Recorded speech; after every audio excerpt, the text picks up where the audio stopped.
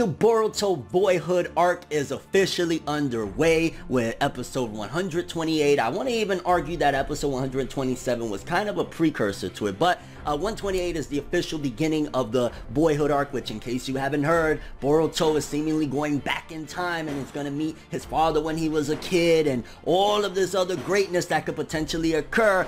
But there's also been some complaints that people have been having regarding Naruto's character, and people are calling him a liar. You know, he's just wrong for what he's doing to Boruto. So we're going to get into that, and we're going to get into a couple of things that happened with the latest episode and where this arc is going, because right now Boruto anime, for better or worse, I gotta say right now, it is exciting. Let's talk about it. No matter how you move, get it done. No matter how you move, get it done. So yes, people, the long-awaited, well, I don't want to say long-awaited, we only got it announced about a month or so ago, but the arc that a lot of people have been excited for, that was announced by Masashi Kishimoto, the Boyhood arc, where Boruto is seemingly going back in time and is going to meet all of the young counterparts to, like, the adults of this series. So Naruto younger, potentially his mom, Hinata might be younger, he might run into her, well, she is going to be younger, but he might run into all of these characters, and it's officially began. Just to give you guys, in case you ain't watched the episode, essentially Urashiki, the Otsutsuki, the third Otsutsuki that came to Earth, or came to, you know, the shinobi world when the Otsutsuki invasion started, he's trying once again to get the QB chakra, well, seemingly, and there's this whole big thing going on of, like, he's seemingly like on some secret warpath in a sense, but a lot of them mistake of what he's really searching for, which he's actually looking for this rare medallion or this rare turtle that seemingly has the powers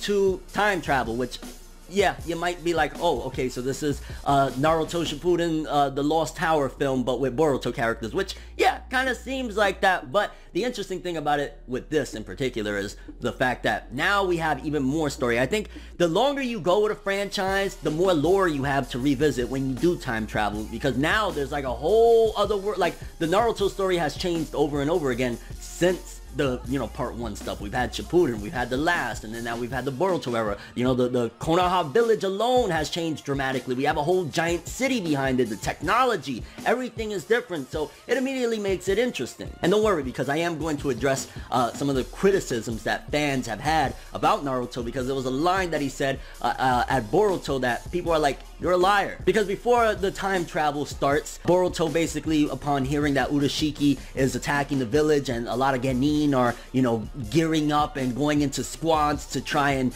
you know, do certain activities to prevent Urashiki from getting whatever it is that he wants, Naruto bans Boruto from being a part of it. He says, nah, you know, he has a vendetta against you, I don't want nothing to happen to you. And then Sasuke is like, alright, you know, I'll team up with him. How about that? He won't be alone, you know, he'll be protected. But one of the things that people are calling out Naruto and saying, you liar, is that while Boruto is insisting, he's insisting on, yo, I want to go on this mission too, like, what the heck? And, you know, Boruto, he's complained a lot to his father about, hey, why you stopped me from this, hey, why you not home, or whatever. But one of the things that Naruto replies to that is, yo, even when I was your age, I wasn't that defiant. Or he says something along the lines of, let me see if I can find the quote, hold on. He says, even I was a little more reasonable when I was your age. Act like an adult, Boruto. Now, mind you, if I'm not mistaken, Boruto at this particular point is about 12 years old. He's about the same age that Naruto was when he became a genin. Fam, shut up. Like, how dare you say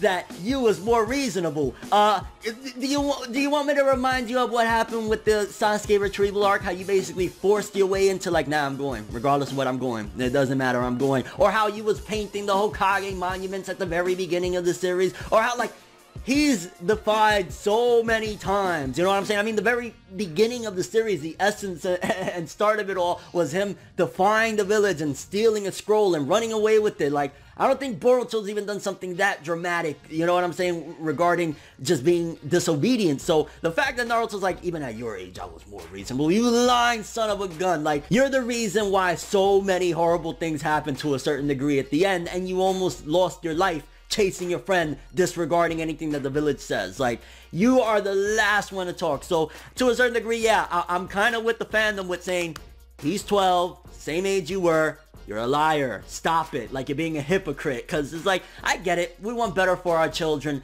than what we've done, you know what I'm saying? If I was a bad kid at 12, I don't want my child to be a bad kid at 12, but you also got to keep it real. Like, that's the type of, as a father, I'm always going to keep it real with my kid no matter what. Obviously, to a certain degree, you want to protect them or whatever, but to outright lie, like, fam, like, your son started the series the same way you started the series with painting the Hokage monuments. You broke, and you could have started a freaking a war from you running, chasing your friends, saying, nah, I don't care what anybody says, I'm running, I'm doing it. Like, you know, the promise, the going against, remember when the Raikage was gonna blow this dude out of the water for sticking up for Sasuke and saying, no, I don't care no matter what. Like, bro, you went up against international leaders for your friend and for your own goals and motives.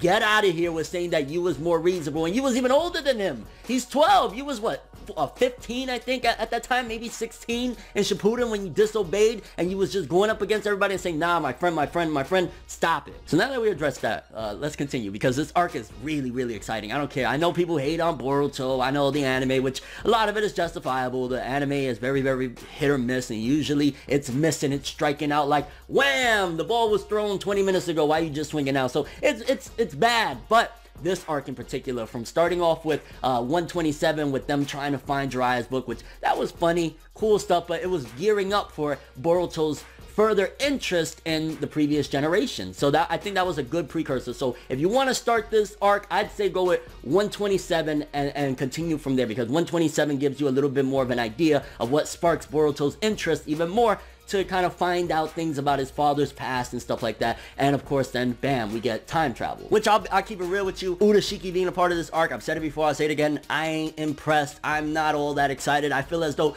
out of all the Otsutsuki we've seen with Kaguya, as much as you could say she sucked and she was a terrible final villain, whatever the case may be, Toneri, you know, all the Otsutsuki we've seen, the ones from the Boruto Naruto the movie, like, Urashiki sucks. Like, fam, you trying basically on some real corny shit to steal a turtle to go back in time, because you can't do it on your own to get Naruto's chakra. So you want to go back in time, and then of course, which good excuse why he didn't go to when Naruto was just a baby, although that would have been hype. Imagine him showing up while Tobi's trying to do his messed up thing and you know, kill little Naruto and steal the fox and all that stuff. What would happen if Urashiki showed up? Like, I don't think Minato was gonna beast on him at that point. But Urashiki, it's like, okay, so the paradox was all messed up, and Boruto and Sasuke basically land in the shinobi village of Konoha around the time there's only 4 Hokage monuments. This is before Tsunade's statue is up there, so we're somewhere definitely before Shippuden, before Tsunade's face is put on the mountain, but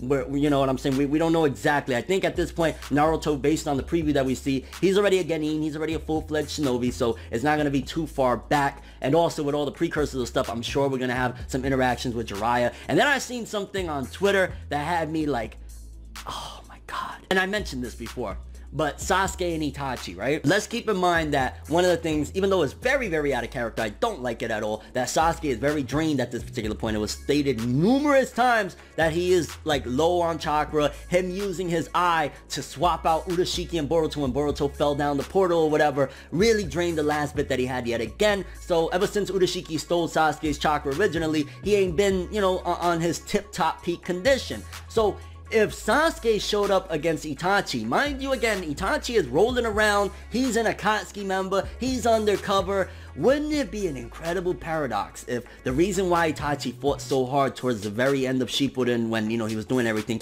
is because he knew that his little brother was going to turn out great because of these events? What if he shows up? I want to see that scene. There's a meme that I saw of like Itachi choking adult Sasuke and saying, "You are still weak." Like, oh my gosh, and it could happen because Sasuke right now is technically very, very weak, low on chakra, so Itachi, of course, can't blow his cover at this particular point and say, hey, I'm a good guy just masquerading as an Akatsuki member.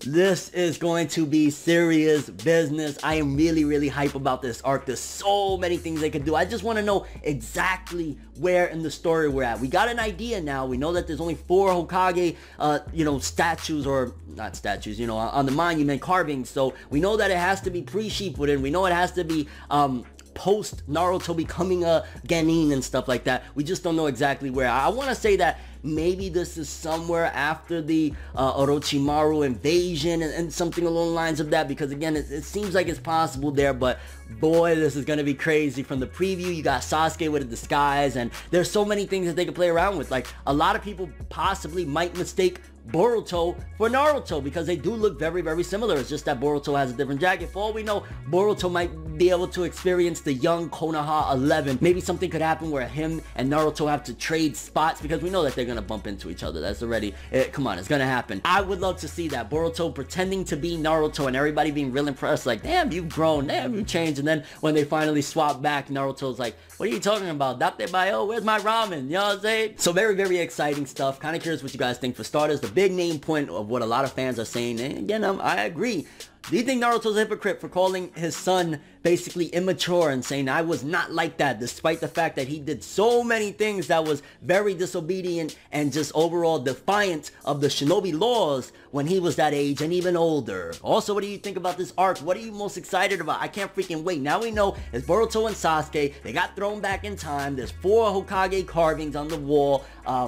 Who do you want to see, man? I know I asked this already in like so many, well, not so many, but a few videos, but there's just so many possibilities. We get to see young Gaara, young Lee, Boruto gets to get insight. I would love, even if it's just very subtle and it can kind of be ignored so that it doesn't really mess with continuity, I would love for something that happens in this arc to give some insight to a character. Maybe again, it could be that Itachi will now know, oh, so my brother will make it out of all of this. Oh, okay, he's gonna steal my eyes? What? Who knows? Maybe that could be why Itachi does a lot of things after this. It could all make sense. And your overall thoughts and expectations for the Boyhood arc of Boruto.